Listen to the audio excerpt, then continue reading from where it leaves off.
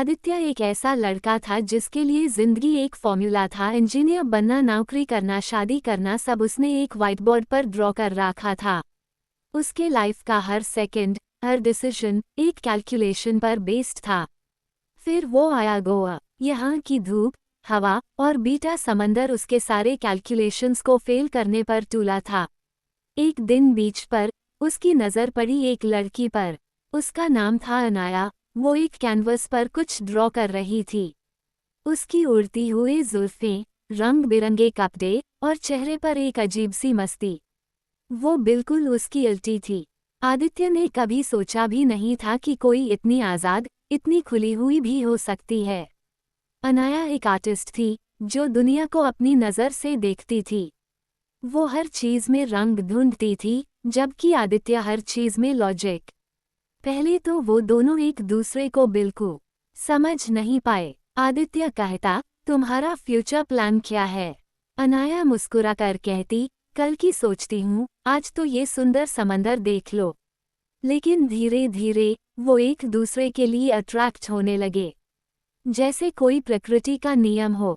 आदित्य ने अनाया को सिखाया डिसिप्लिन का महाटीवी, और अनाया ने आदित्य को सिखाया जीने का। एक शाम बीच पर सूरज को डूबते हुए देखकर अनाया ने कहा, तुम जैसे हो वैसा हाई ठीक हो, बस थोड़ा सा हवा के झोंके की तरह आज़ाद हो जाओ।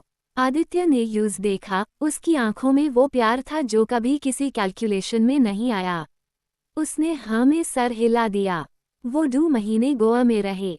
वो दिन आदित्य की जिंदगी का सबसे खूबसूरत फॉर्मूला बन गए, जिसमें प्यार एक कांस्टेंट था। लेकिन हर कहानी में एक ट्विस्ट आता है ना। आदित्य को मुंबई वापस जाना था। उसकी नौकरी लग गई थी। उसने अनाया से कहा, चलो मेरे साथ। अनाया ने यूज एक उदास सी मुस्कुराहट दी। मैं वहां जाने से डरती हूँ आदित्य। वो कंक्रीट जंगल, मैं वहां मर जाऊंगी। आदित्य ने कहा, मैं तुम्हारे बिना। उनकी आंखें भर आईं। वो एक दूसरे को गेली लगाकर रोए।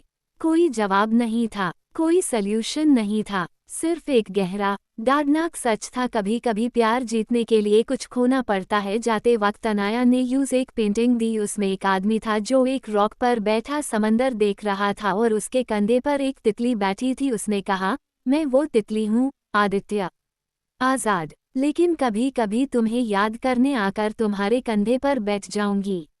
आज भी आदित्य के मुंबई के फ्लैट की दीवार पर वो पेंटिंग लटकी है। वो उसके बिना जीता है, उसकी यादों को अपने साथ लेकर। लेकिन हर साल एक हफ्ते के लिए वो गोवा जाता है। उसकी उसी बीच पर बैठकर समंदर को तकता है, आस लगाकर कि शायद कोई रंग बिरंगी तितली उड़ती हुई आकर उसके कंधे पर बैठ जाए।